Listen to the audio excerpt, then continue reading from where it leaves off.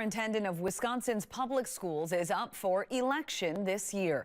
Just over 2 weeks from now, 3 candidates will compete in the February primary. Our state Capitol Bureau Chief Vanessa Kelson has more on the stakes in this race.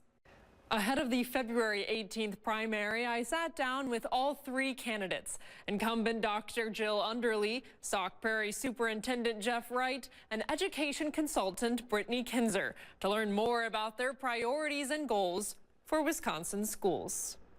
Thank you so much for joining me. It's always a pleasure. Of course. Thank you for having me on. It's wonderful to be here.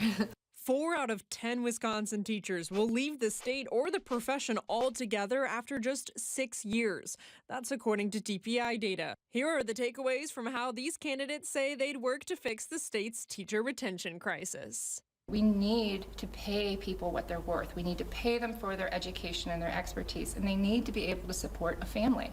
And so what I'm proposing in this budget is additional funding to look at programs like teacher apprenticeship. We also need to look at alternative ways to bring people into this profession mid-career.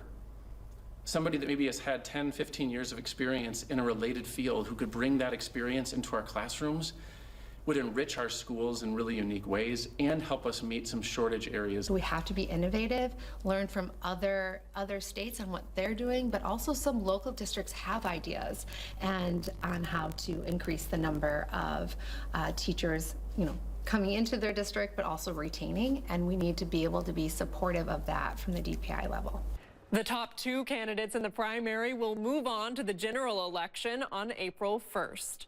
In Madison, Vanessa Kelson. And watch for the one-on-one interviews with all 3 candidates beginning tomorrow, right here on WMTV 15 News at 6.